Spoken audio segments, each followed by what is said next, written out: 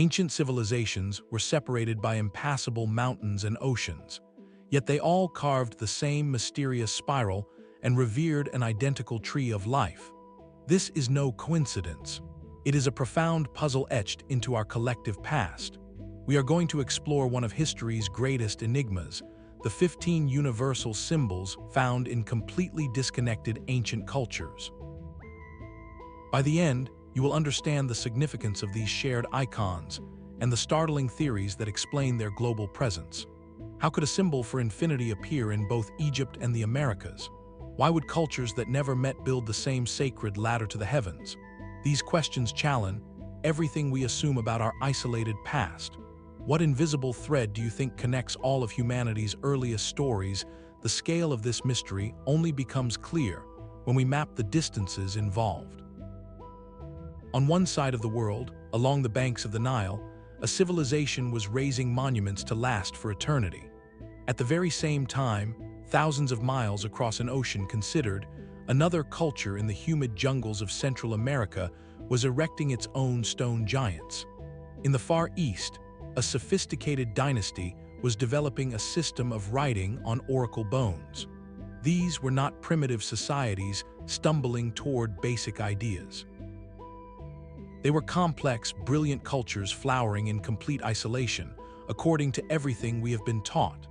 The standard explanation for their parallel achievements is known as independent invention. It is a logical and compelling idea. All humans, regardless of where they are born, look up at the same sun and moon. They experience the same fundamental cycles of birth, growth, and passing. They face the universal mysteries of where we come from and what lies beyond. It makes sense that different groups, confronting similar questions about the world and their place in it, would arrive at similar symbolic answers. A spiral could naturally represent the sun, water, or the cyclical nature of time. A tree, with its roots in the earth and branches in the sky, is a perfect metaphor for a connection between worlds. This view suggests that the human mind, shaped by common experiences, is a convergent creative force. But then we encounter the symbols that do not fit neatly into this comforting framework. We find not just similar concepts, but eerily specific and complex designs. It is one thing for two cultures to independently use a circle to represent the sun.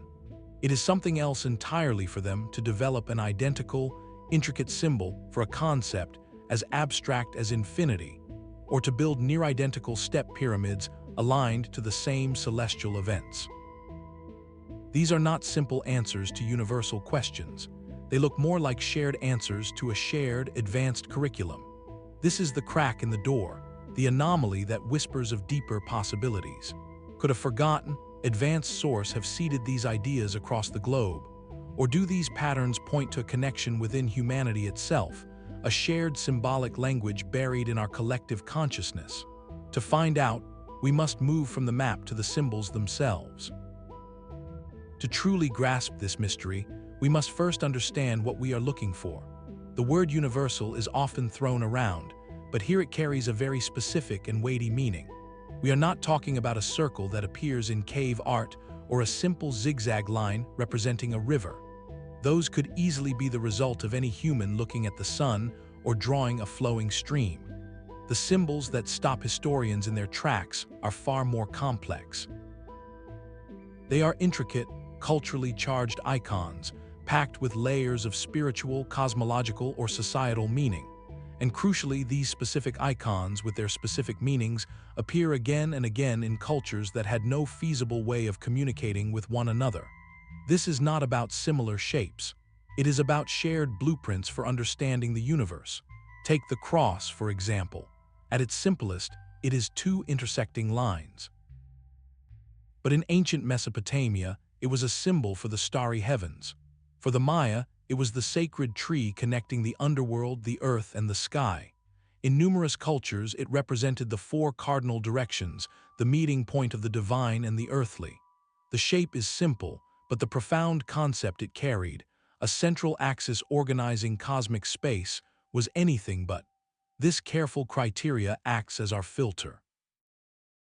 It separates the likely coincidences from the genuine enigmas. the shapes that could arise anywhere from the symbols that seem to have arrived from somewhere else entirely. With this lens in place, we can now turn to our first symbol, one that embodies this universal mystery perfectly. It is an image of sacred geometry, a map of the cosmos, and a key to the afterlife, found from the deserts of Egypt to the mountains of Peru. The spiral is a whisper from the very dawn of human symbolism. Carved into the massive stones of in Ireland over 5,000 years ago, painted onto rock walls in the deep history of Aboriginal Australia, and etched into the artifacts of the Minoan civilization on Crete, this simple, elegant shape appears as if it is part of our operating system. It is not merely a decoration. Mythologists like Joseph Campbell argued the spiral represents the journey inward, a map of consciousness itself, and the great cosmic whirl of the universe, the endless cycle of birth, death, and rebirth. This interpretation finds echoes across the globe. In Maori culture, an unfolding spiral based on the shape of a new fern frond is a powerful symbol of new life, harmony, and perpetual movement.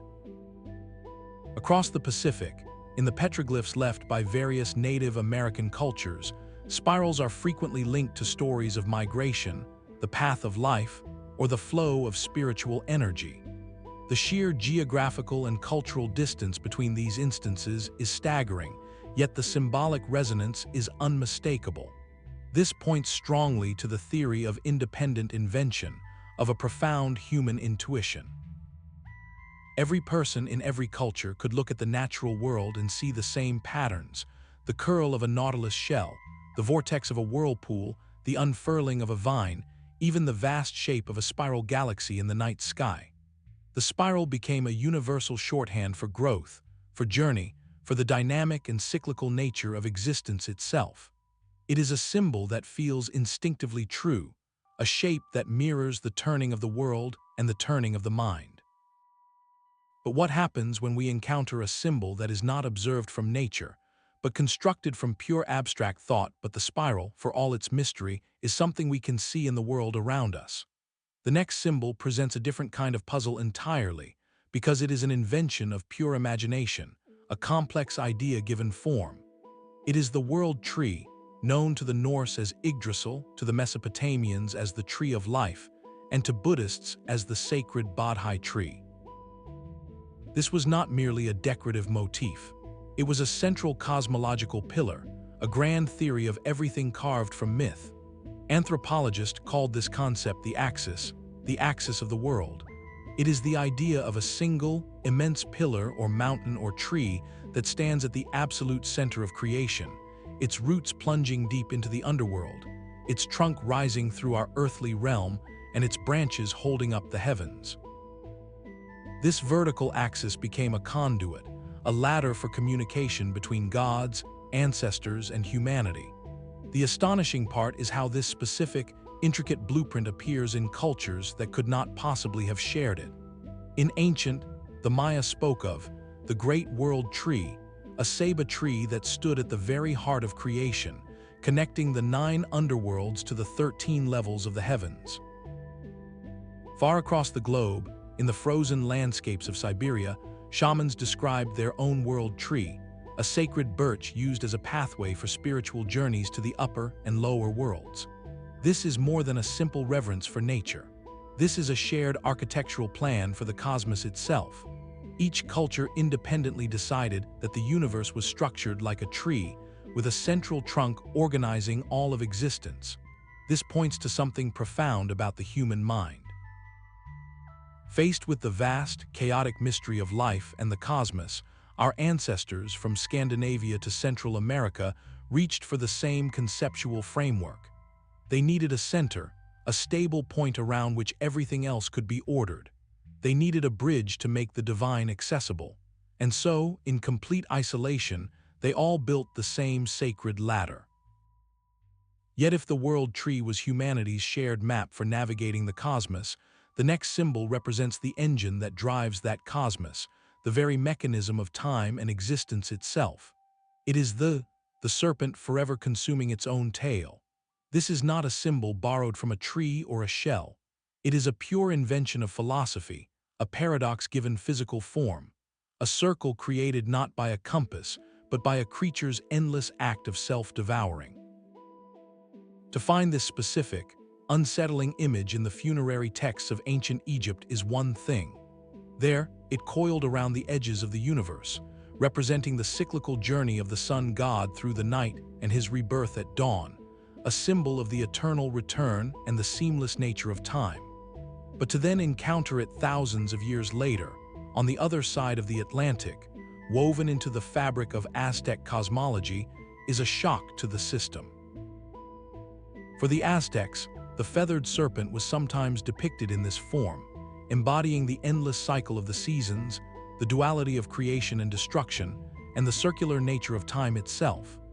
The image traveled through history, adopted by Gnostic mystics as a symbol of the unity of all matter and spirit, and later cherished by alchemists who saw in it the perfect representation of their work, a closed, self-sustaining process where the end perpetually feeds the beginning. This is not a case of different cultures looking at a snake and having similar thoughts. This is a case of different cultures, separated by continents, and constructing the same intricate visual equation to solve the same profound riddle. How do you depict infinity? How do you illustrate a universe with no beginning and no end, a system that sustains itself through its own consumption?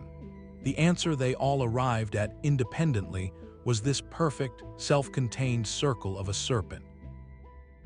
It implies a shared depth of abstract thought, a collective human grappling with the most fundamental questions of eternity. The whispers that the concept of a closed loop, of endless renewal, is not just an observation of nature, but a foundational pillar of how ancient minds, everywhere, understood reality itself. The serpent's closed circle of eternity finds a powerful echo in another universal symbol, one that maps the cosmos not as a loop, but as a radiant, ordered wheel. This is the sun cross, a circle perfectly divided by a cross, or a wheel with symmetrical spokes. Its geometry is deceptively simple, yet its meaning is vast. We see it etched into the stones of prehistoric Europe, carved as the Celtic cross, painted as the Native American medicine wheel, and stamped onto artifacts from ancient Babylon as a symbol of the sun god Shamash.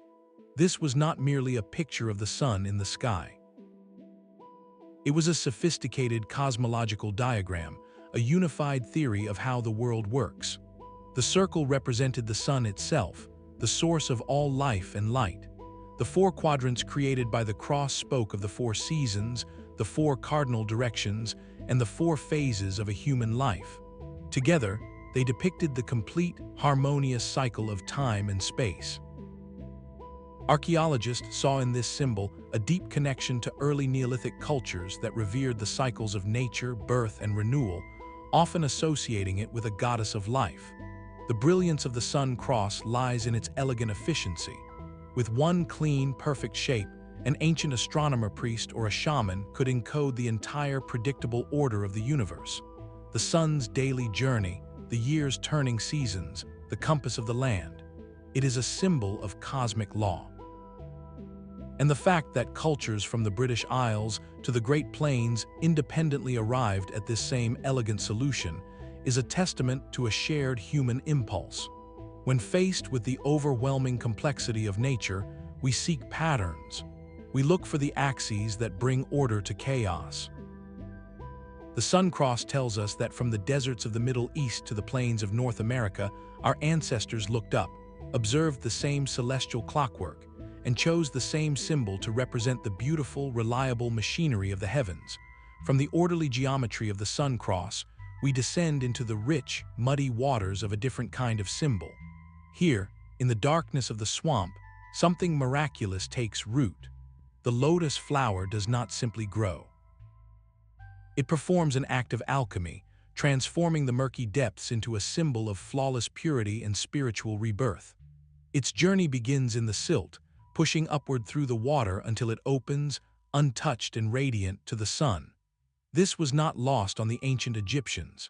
In their creation myths, the sun god Ra himself emerged from the primordial waters atop a giant lotus blossom, the first light born from darkness. The flower became a powerful emblem of the sun's daily rebirth, of creation itself rising pristine from chaos. But travel thousands of miles east to the sacred texts and art of ancient India, and you find the same profound metaphor in full bloom. In Hinduism and Buddhism, the lotus is the ultimate symbol of spiritual enlightenment. Deities and enlightened beings are almost always depicted seated or standing upon a lotus throne, representing their transcendence over the muddy waters of attachment, suffering, and illusion.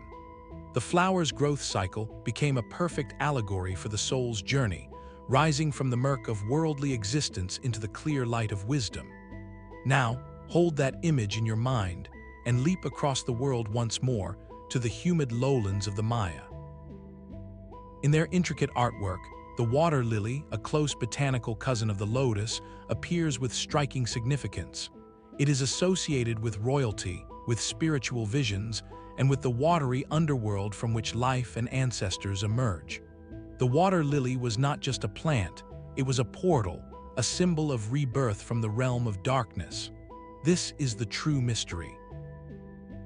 Three completely disconnected cultures in Egypt, India, and Central America looked at an aquatic flower and saw the same complex story.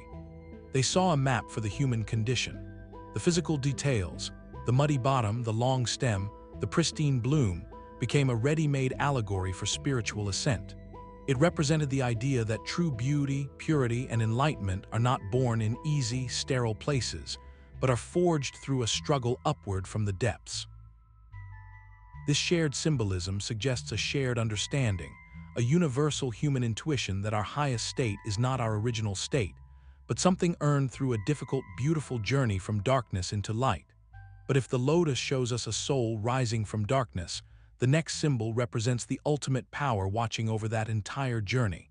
It is a creature of impossible vision, a sovereign that sees all. The double-headed eagle does not simply look, it commands two horizons at once. This is not a gentle symbol of nature or a philosophical loop. It is a deliberate, fearsome invention of statecraft and spirit. To find it carved into Hittite seals over 3,000 years ago is to witness the birth of an imperial idea. There, in ancient Anatolia, it represented a kingdom's sweeping dominion, its ability to see and control both the eastern and western reaches of its realm. This was the genius of the symbol. A single-headed eagle speaks of power. A double-headed eagle speaks of omnipresent, balanced, all-encompassing authority.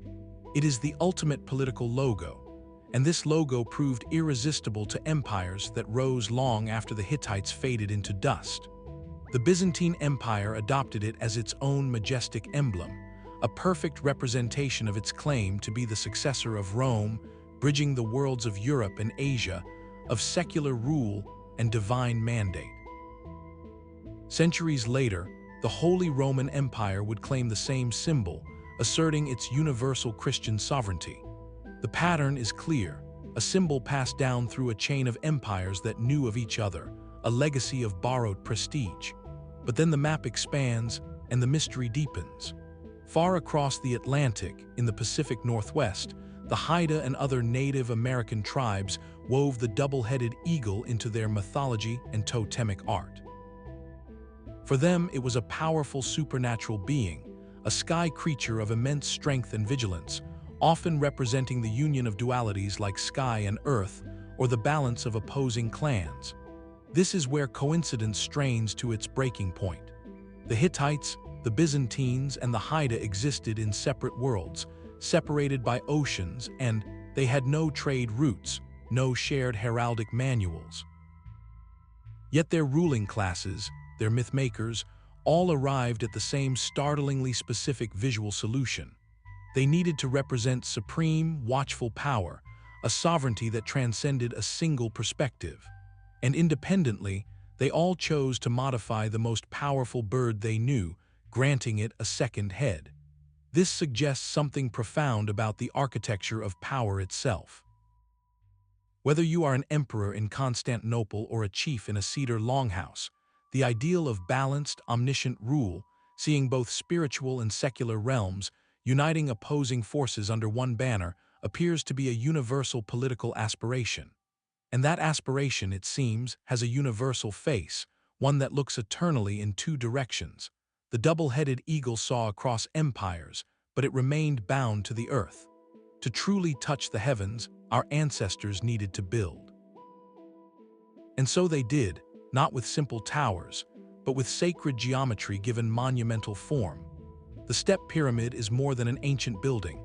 It is a prayer in stone, a mountain crafted by human hands with a single, universal purpose: to create a bridge between our world and the realm of the divine. From the sun-baked plains of Mesopotamia to the dense jungles of Guatemala, cultures that never exchanged a single blueprint all reached for the sky in the same astonishing way. The Sumerians and later the Babylonians built their towering ziggurats, massive stepped temples like the famous, believed to be the inspiration for the biblical Tower of Babel. These were not tombs or palaces. They were holy mountains, their names often translating to the foundation of heaven and earth. At the very top, in a small shrine, the priests would perform rituals they believed brought them closer to the gods, literally ascending a cosmic ladder. Now, look across the world. In Egypt, before the smooth-sided pyramids of Giza, there was the step pyramid of At-Saqqara.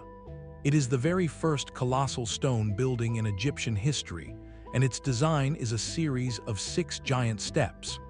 Egyptologists see it as a monumental staircase for the soul of the pharaoh to climb toward the eternal stars, a ramp to aid his celestial ascent. Then, thousands of miles and an entire ocean away, the Maya and the Aztecs constructed their own breathtaking step pyramids, like the Temple of At or the Great Pyramid of. Their function was identical.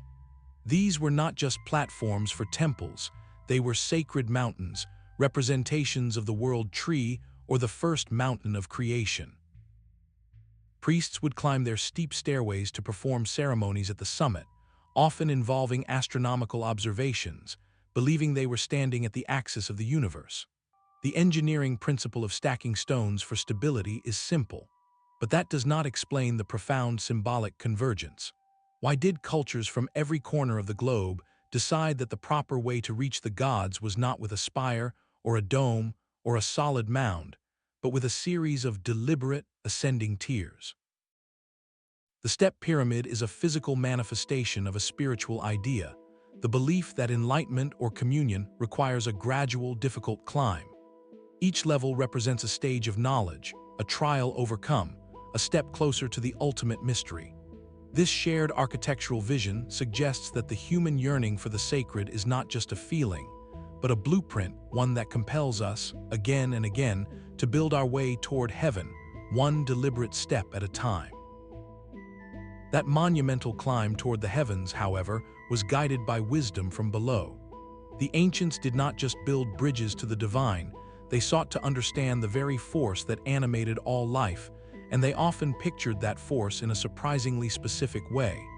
It is the symbol of 2 serpents, elegantly intertwined around a central staff. Today, we often see this image, called the Caduceus, mistakenly used as a symbol of medicine. The true medical emblem from ancient Greece was the staff of Asclepius, a single serpent coiling a rough-hewn rod. That single serpent represented healing, rejuvenation, and the god of medicine himself, a symbol drawn from the observation that snakes shed their skin and seem to be reborn. But the double serpent Caduceus carries a far older and more complex meaning. It was the staff of the Greek messenger god Hermes, a symbol of commerce, negotiation, and protected travel. Its power came from the 2 serpents in perfect balance, representing the reconciliation of opposites, the harmony of dual forces like life and death, or sickness and health. This idea did not originate in Greece. We find its precursor thousands of years earlier in Mesopotamia, on the sacred vase of the Sumerian god, a deity associated with the underworld and vegetation. There, 2 serpents coil around a central axis, a clear symbol of duality and the life force that surges from the earth. Now hold that ancient Mesopotamian image in your mind and travel across an ocean and through time. In the mythology of the Aztecs, the great feathered serpent god is frequently depicted carrying a staff, and on that staff, 2 serpents are coiled together. For the Aztecs was a bringer of knowledge, a civilizing force who gave humanity the arts, agriculture, and the calendar. He was a divine messenger, much like Hermes. His intertwined serpents symbolized the union of heaven and earth, the balance of spiritual and physical realms, and the cyclical power of regeneration. This is not a case of mistaken identity or a simple decorative choice. It is a profound symbolic convergence. Cultures separated by continents and with no possible contact all chose the same intricate emblem to represent a similar cluster of ideas. They associated the entwined serpents with divine messengers, with the balancing of cosmic opposites, and with a deep, regenerative wisdom essential for life and order. For modern observers, the visual echo is almost unsettling. The Caduceus, with its two spiraling serpents around a central axis, bears a striking, though likely coincidental, resemblance to the double helix structure of DNA, the very molecular code of life that governs growth, healing, and inheritance. While ancient peoples certainly had no concept of molecular biology, their symbolic intuition seems to have grasped a fundamental truth about existence, that at the heart of life's mystery is a paired, spiraling force, a dance of duality that generates and sustains everything. The Caduceus, in all its distant appearances, feels less like a random design and more like a shared glimpse into the architecture of nature itself. That spiraling force of duality leads us to a symbol whose story is perhaps the most powerful and painful lesson in all of human history. It is a geometric shape so simple, so elegant, that for thousands of years, it served as a universal shorthand for life, luck, and the sacred motion of the heavens. This is the swastika. Long before the 20th century, this hooked cross was not a mark of hate, but a profound emblem of well-being. Its very name comes from the ancient Sanskrit word, which translates directly to conducive to well-being or auspicious object. For countless generations, it was a symbol of the sun's benevolent journey across the sky, a representation of the eternal cycle of seasons, and a sacred token of good fortune. We find it painted on pottery in ancient Ukraine over 7,000 years ago. It is etched into Hindu and Buddhist iconography, where it signifies spiritual prosperity and the footprints of the Buddha. It is woven into the beautiful textiles of the Navajo people, representing the whirling logs, a sacred symbol of healing and balance. Even in the early Christian catacombs of Rome, the swastika appears among other symbols, a quiet sign of hope and eternal life adopted before the cross became the dominant emblem. This hooked cross, rotating clockwise or counterclockwise, was a nearly universal visual language for auspiciousness. Its four arms, often shown in motion, depicted the cyclical turning of the world. In this original context, it was a symbol of creation, not destruction, a wish for harmony etched into art, architecture, and prayer.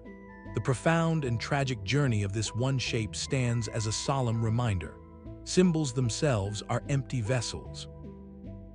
They are geometric forms, lines and curves on a surface. All of their power, all of their meaning, is poured into them by human culture, human belief, and human history. The same exact form can embody divine blessing in one era and unspeakable horror in another. The swastika's story teaches us that no symbol is inherently good or evil. Its meaning is a story we write together, a lesson in how context is everything, and how the legacy of an image can be rewritten, for better or for worse, by the hands of time. From the ashes of a symbol's tragic history, we rise to meet another born directly from the flame. The story of the phoenix is not merely an image, but an entire epic written in fire and feathers, a narrative so compelling it ignited the imagination of cultures an entire world apart. In ancient Greece, it was the phoenix, a magnificent, long-lived bird that, upon feeling age, would build a nest of aromatic wood, set it ablaze, and be consumed, only for a new, youthful phoenix to emerge from the ashes. Across the Mediterranean, the Egyptians spoke of the bird, a heron-like creature associated with the sun god Ra and the annual flooding of the Nile. There was a symbol of rebirth and the morning sun, a creature that renewed itself cyclically.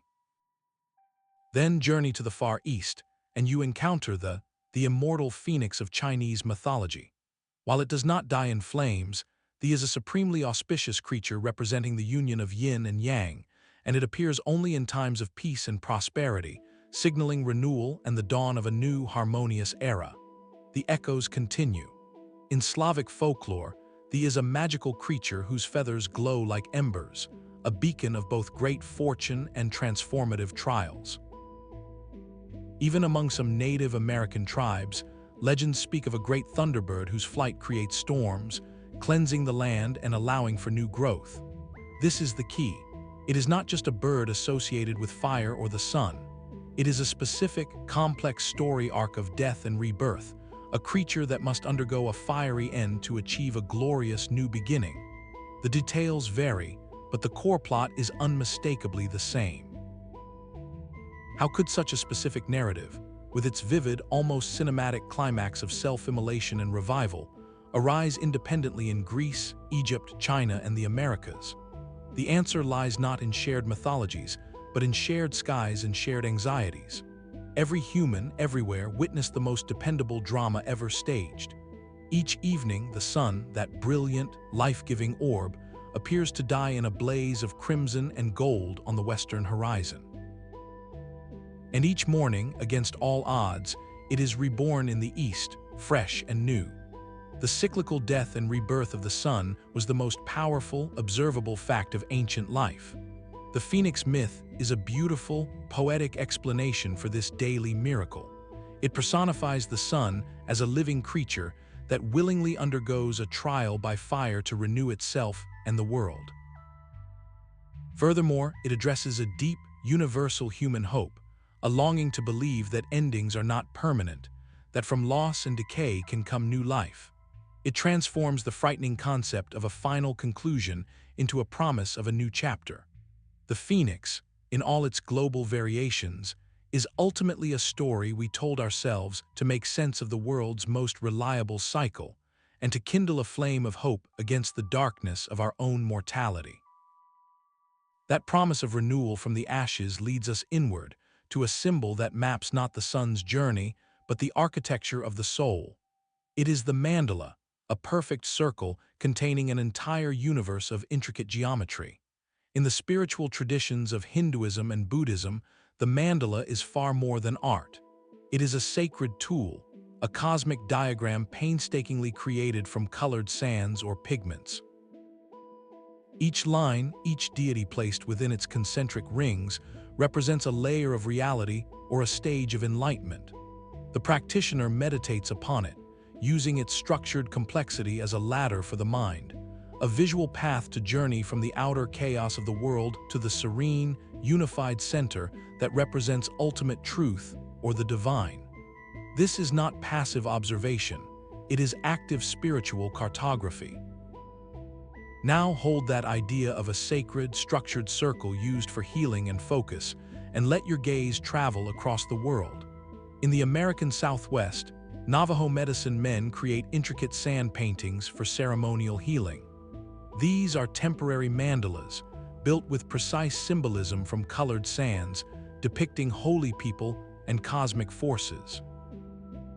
The patient sits at the center, and the symmetrical, balanced image acts as a conduit to restore harmony and health, to realign an individual with the universal order. Once the healing is complete, the painting is deliberately destroyed, emphasizing the impermanent nature of the physical world compared to the eternal pattern it represents.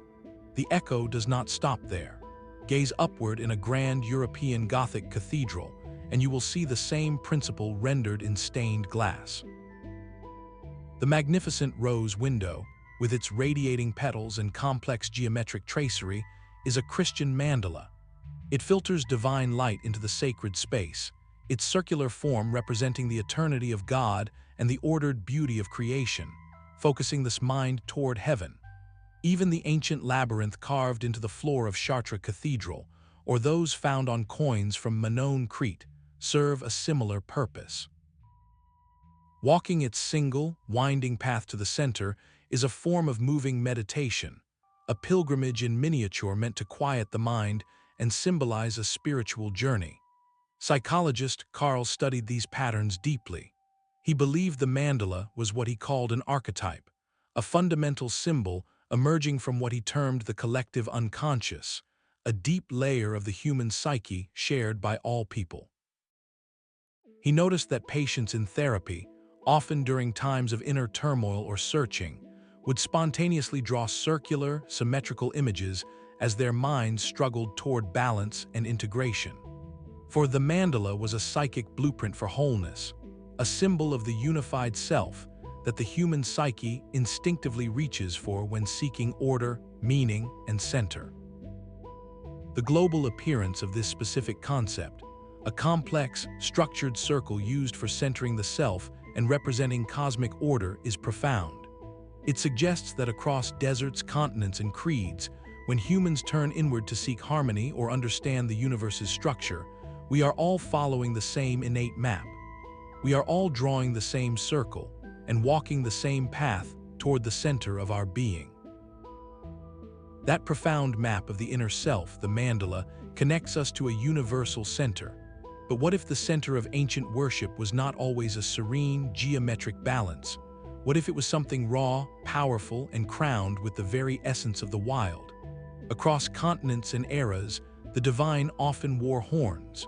This was not a symbol of evil, as later interpretations might suggest, but one of immense reverence.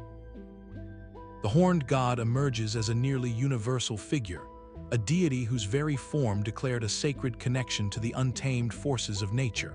In the lush forests of ancient Gaul, the Celts, the lord of the animals, he is depicted cross-legged, often with the antlers of a great stag upon his head, holding a torque symbolizing power and a serpent representing rebirth. He was a god of fertility, of the forest, and of the cycle of life and death that governed the natural world. Far to the south, in the sun-drenched hills of Greece, Pan roamed. This god of the wild, with the legs and horns of a goat, was not a figure of terror, but of rustic music and unbridled vitality, his very presence a reminder of the earth's generative, chaotic energy. The imagery stretches back even further.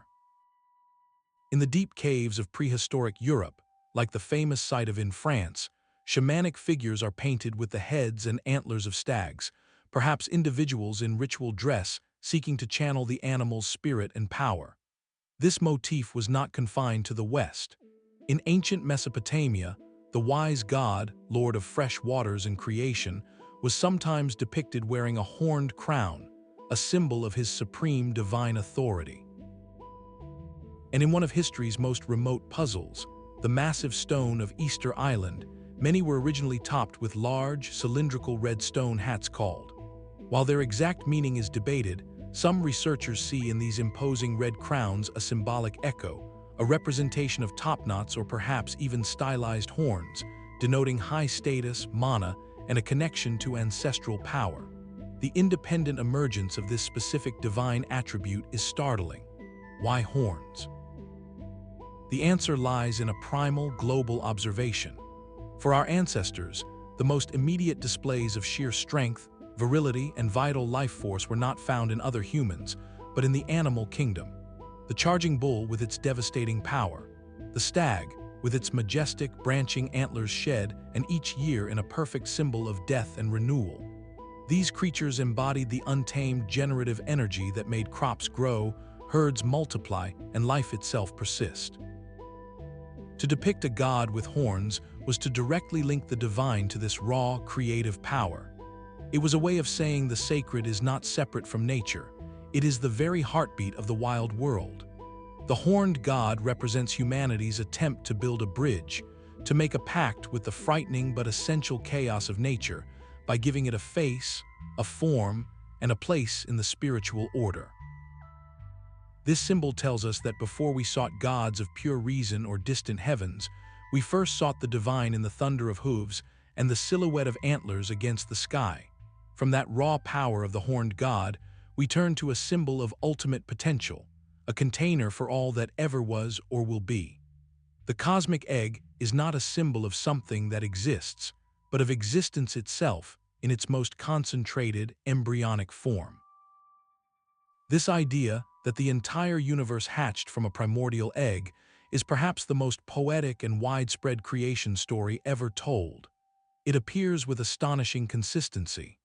In the ancient Egyptian city of the creator god, or sometimes a celestial goose called the Great, laid the egg from which the sun god Ra emerged, bringing light to the cosmos. On the other side of Asia, Chinese mythology speaks of a giant who slept within a cosmic egg for 18,000 years before waking to separate the chaotic yolk and white into heaven and earth with his axe. The Hindu describes the golden embryo, floating in the void before giving birth to the gods and the material world. Even in the cold northern forests of Finland, the epic Kalevala tells of a duck laying its eggs on the knee of the goddess of the air, with the broken pieces forming the sky, earth, sun, and moon. This is not a case of a vague similarity. It is the same specific, beautiful metaphor, told and retold across impossible distances. Each culture independently envisioned the moment of creation not as an explosion or a spoken word, but as a gentle, natural act of hatching. The egg provided a perfect, intuitive model.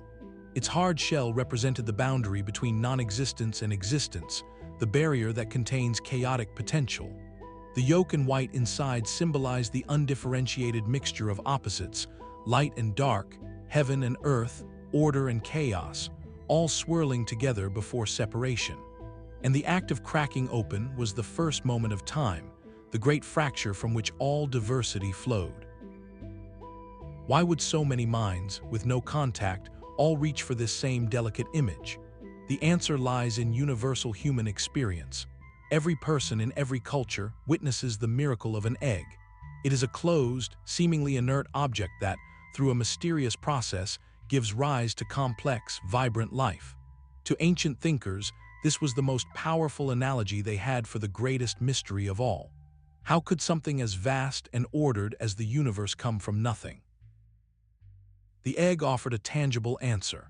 It suggested that the cosmos was not built piece by piece, but was born whole, that all the complexity we see was once folded neatly inside a singular beginning.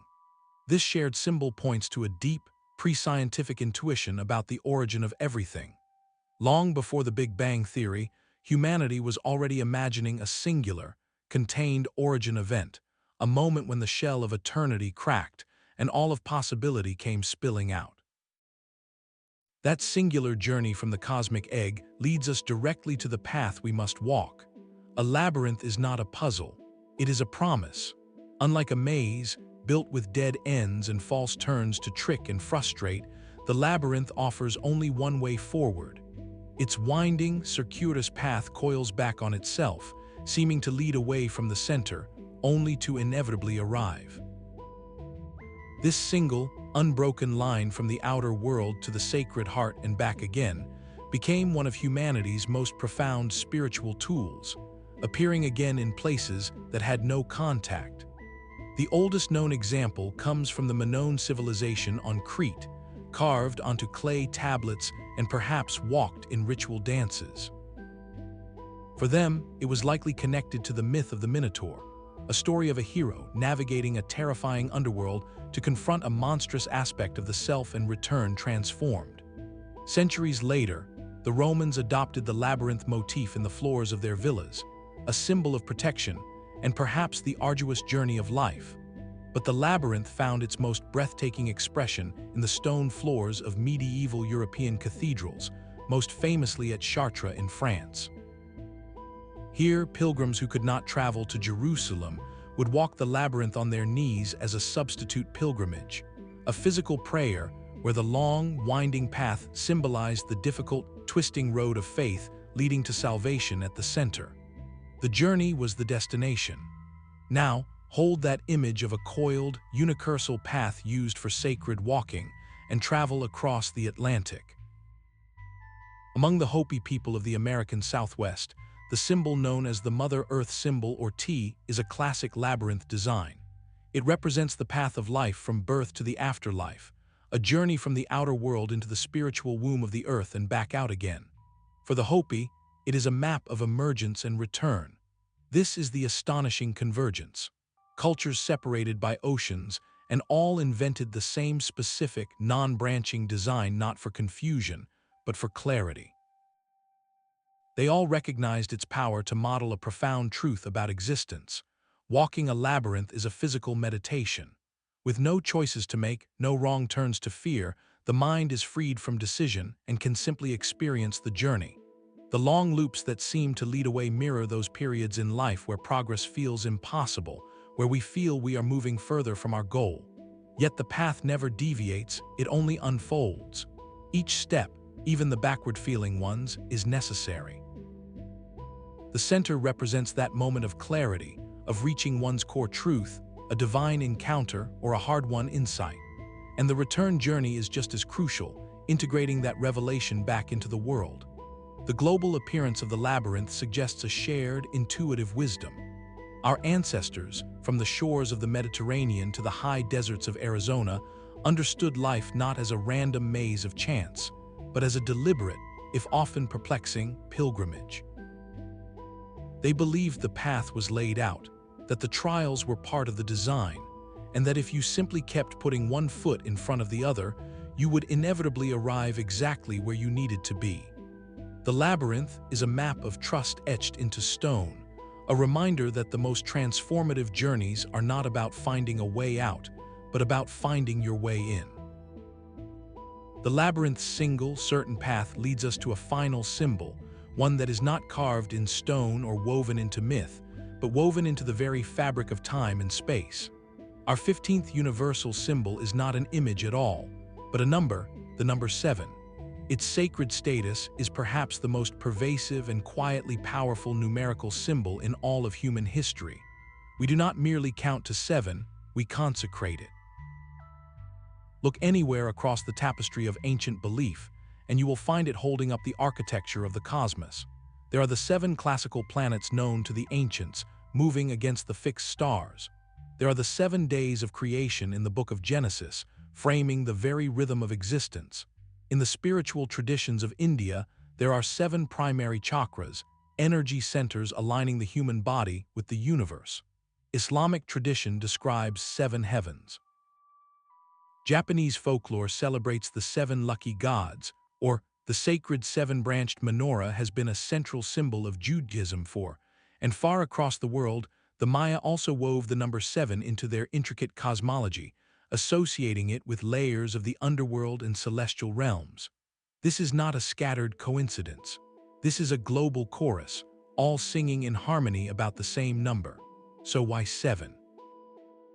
Why did cultures from the deserts of the Middle East to the islands of Japan all independently elevate this specific digit to such a hallowed, complete, and mystical status? The answer, as it so often is with our ancestors, is written in the sky. They were brilliant observers, and the heavens presented them with an irresistible mathematical poem. The moon cycles through its 4 primary phases: new, first quarter; full, last quarter, each phase lasting roughly 7 days. That alone gives us the framework of the week, a quarter of the lunar month. Then, add to that the 5 wandering points of light they could see with the naked eye: Mercury, Venus, Mars, Jupiter, and Saturn, plus the 2 great luminaries, the Sun and the Moon. That gives you 7 celestial bodies, the 7 classical planets that ruled the astrological skies. The number 7, therefore, was not chosen at random. It was discovered. It was the key that unlocked the perceived order of the cosmos. It represented a complete set, a perfect unit of celestial time and celestial bodies. By venerating 7, our ancestors were doing something profound. They were taking the raw, observed data of the universe, the pacing of the moon, the dance of the planets, and transforming it into meaning. They were finding a pattern in the chaos and declaring it sacred. This independent, global elevation of the number 7 demonstrates humanity's deepest shared impulse. Beyond any single image or story, we collectively sought, and we collectively found, order and significance in the mathematical harmony of the heavens. We looked up, counted to 7, and understood that we were part of a numbered, beautiful, and intentional design. So the map is covered with identical symbols, but the legend is missing. We have the what, but the how remains a mystery that echoes across the centuries. How could these intricate patterns emerge in complete isolation? Scholars and thinkers have proposed several compelling, and often competing, answers, each offering a different lens on our shared past. The most widely accepted explanation is known as the theory of psychic unity. This idea is elegant in its simplicity. It suggests that all human beings, regardless of where or when they are born, share the same fundamental cognitive architecture. We are all born with the same kind of brain, wired to perceive the world in similar ways and to solve similar problems. Faced with the universal mysteries of life, the rising sun, the cycle of seasons, the mystery of death and birth, different cultures, acting like separate laboratories of the human spirit, would naturally arrive at similar symbolic conclusions. A spiral makes intuitive sense for representing cycles. A tree is a perfect metaphor for a connection between worlds. This theory paints humanity as a convergent creative force, independently inventing the same answers because we are all asking the same profound questions. It is a powerful argument for our shared humanity. Yet, for some, it feels insufficient to explain the more specific, complex parallels, like the near-identical step pyramids or the precise concept of the. This has led to a revival of interest in diffusionist theories. Once considered fringe, these ideas are gaining new traction in light of emerging archaeological and genetic evidence that suggests pre-Columbian transoceanic voyages, while rare, were not impossible.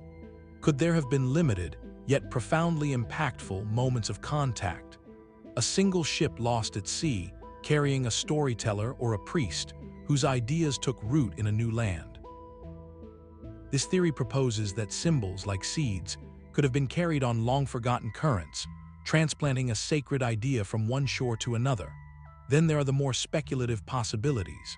Could these symbols be fragments from a lost common source, a forgotten advanced civilization like the mythical Atlantis or a precursor culture whose legacy was carried by survivors to all corners of the globe? Or do they point inward, to the realm of psychology, as Carl proposed with his theory of archetypes?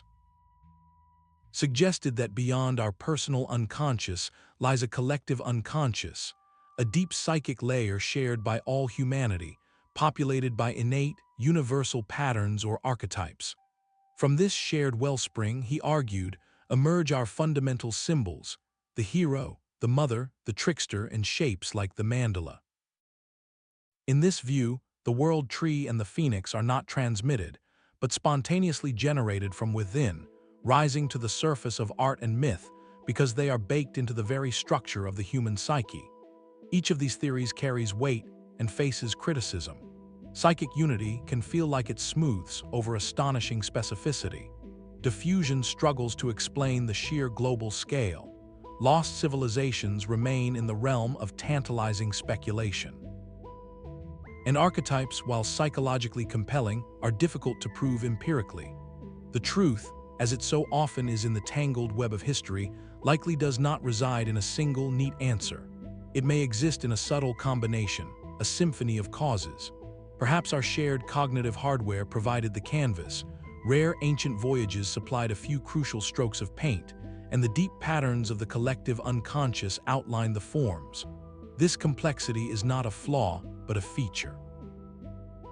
It reminds us that the human story is rarely simple, and that our past is a puzzle where multiple pieces, from the logical to the intuitive, can fit together to reveal a picture far richer than we ever imagined. From the spiral to the sacred seven, these 15 universal symbols form a cryptic language spoken by all of ancient humanity. They are more than artistic coincidences. They are signposts pointing to the shared depths of the human experience, our deepest fears, our highest hopes, and our relentless quest to understand the cosmos and our place within it. This exploration fundamentally challenges the comfortable narrative of isolated ancient worlds, of civilizations developing in neat, separate bubbles. It invites us, instead, to consider a far more fluid and interconnected human story. This connection may have been physical, woven through forgotten trade routes, accidental voyages, or slow migrations that carried ideas along with goods. Or it may have been psychological, a connection forged in the shared landscape of the human mind, what Carl called the collective unconscious, a deep well of symbolic patterns from which we all draw. Perhaps the truth is a blend of both, the external journey of people meeting and mixing, and the internal journey of the psyche reaching for the same shapes to explain the world. These symbols could be fragments of a lost global dialogue, whispers of a time when knowledge flowed more freely than our history books admit. Or they could be living proof of a psychic unity so profound that when faced with the mystery of existence, the human spirit, anywhere on the planet, composes the same visual poetry. This realization asks something important of us. It asks us to look at ancient art, from a Celtic knot to a Mayan glyph, not as the curious product of some distant other, but as a page from a common book we are all still learning to read. Let this journey inspire you to see with new eyes, to ponder the invisible threads of thought and symbol that may bind us all across time and space. The greatest mystery is not that these symbols exist, but what their existence reveals about us. What do you think connects these distant cultures? Was it the movement of people, the structure of the mind, or something else entirely? Share your theories in the comments below. And if you are fascinated by history's hidden connections, by the patterns woven into the fabric of our past, subscribe for more deep dives into the world's greatest mysteries.